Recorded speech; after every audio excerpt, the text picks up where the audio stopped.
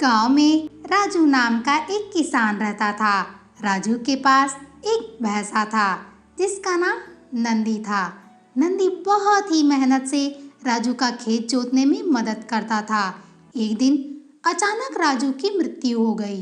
राजू की मृत्यु से नंदी बहुत ही उदास था। वह अपनी आगे की जिंदगी जीने के लिए जंगल में चला गया। जंगल में उसे तालाब मिला और तालाब के पास एक गुफा। शाम होने वाली थी तो नंदी ने सोचा, ये गुफा तो तालाब के पास है, जिससे पानी की समस्या नहीं होगी और आसपास हरी घास भी है। यहाँ तो मैं आराम से रह सकता हूँ। घर, खाना और पानी सब आसपास ही है। नंदी गुफा में रहने लगा। तालाब से पानी पीता और आसपास की घास चरता।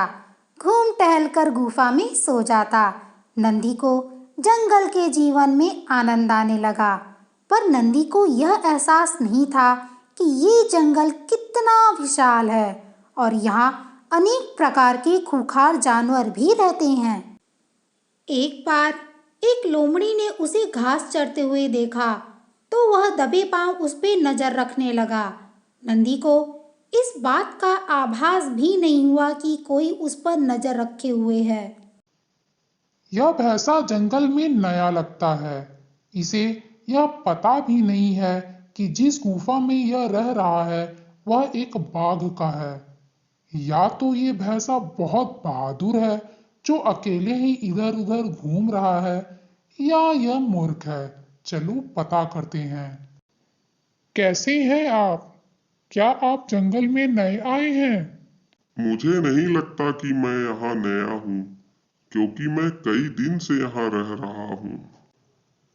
क्या आपको नहीं लगता कि अकेले रहना गलत है, वो भी किसी छोटे जानवर के लिए? हा हा हा, तुम अपना और मेरा शरीर देखो। मेरे सामने तो तुम छोटे हो और तुम मुझे छोटा जानवर बोल रहे। तुम मेरा मजाक उड़ा रहे हो। जानते नहीं कि मैं इस जंगल का राजा हूं और तुम जिस गुफा में रह रहे हो वह मेरा है। जंगल के सभी जानवर मुझसे डरते हैं और अपना सर झुकाते हैं। अपनी जान की परवाह करते हो तो मेरे सामने सर झुकाओ। मैं भले ही यहाँ नया हूँ, पर तुम्हें देखकर नहीं लगता कि कोई तुमसे डरता होगा। और तुम कोई राजा नहीं हो, बल्कि तुम्हें तो जंगल के बारे में कुछ पता भी नहीं होगा। चलो भाग जाओ यहाँ से। अपनी बेइज्जती से लोमड़ी को बहुत गुस्सा आ रहा था, पर वह कुछ कर नहीं सकता था, इसलिए वहां से भाग गया। पर मन ही मन वह नंदी से बदला लेने के बारे में सोच रहा था। नंदी को भी समझ आ गया कि अब उसे बहुत सावधान रहना पड़ेगा। नंदी सोचते हुए, उस लोमड़ी को गुफा के बारे में कैसे पता है? जरूर वह मुझ पे नजर रखता होगा। मुझे बहुत ही सावधान रहना होगा। इस गुफा का मालिक कौन है? जब इस गुफा का असली मालिक आएगा तब मैं क्या करूंगा? एक दिन नंदी गुफा में आराम कर रहा था, तभी उसने बाघ की आवाज सुनी। उसने जब बाहर देखा तो बाघ गुफा की तरफ आ रहा था। नंदी घबरा गया। ये गुफा तो बाघ की है, वो मुझे खा जाएगा। नहीं नहीं, घबराना नहीं है। लंबी सांस लो और कुछ तरकीब सोचो।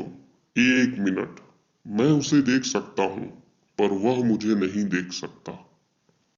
वो देखो, हमारा भोजन आ रहा है। धीमे बोलो, कहीं वो सुन लेगा तो भाग जाएगा। ये मेरे गुफा के अंदर कौन है? अरे, ये बाघ रुक क्यों गया? मुझे बहुत ज्यादा भूख लगी है। क्यों ना हम दोनों बाहर चल के उसे पकड़ के खा जाते हैं। नहीं नहीं, अगर हम बाहर गए तो वह डर के भाग जाएगा। थोड़ा देर और सब्र कर लो। हैं? ये दोनों तो मुझे खा जाएंगे। इससे पहले ये हमला करें, यहाँ से मैं भाग जाता हूँ। बाघ वहां से भाग गया। रास्ते में उसे लोमड़ी मिली। लोमड़ी ने पूछा, बाघ, तुम इस तरह क्यों बैठे हो? मेरी गुफा में दो खतरनाक जानवर हैं जो मुझे खा जाएंगे, इसलिए मैं यहाँ बैठा हूँ। दो खतरनाक जानवर? तुम्हारी गुफा में तो एक भैंसा रहता है। भैंसा? नहीं नहीं, मैंने खुद देखा है, वहां दो खतरनाक जानवर हैं। अगर तुम्हें विश्वास नहीं तो चलो, मैं तुम्हें दिखाती हूँ। चलो मेरे साथ।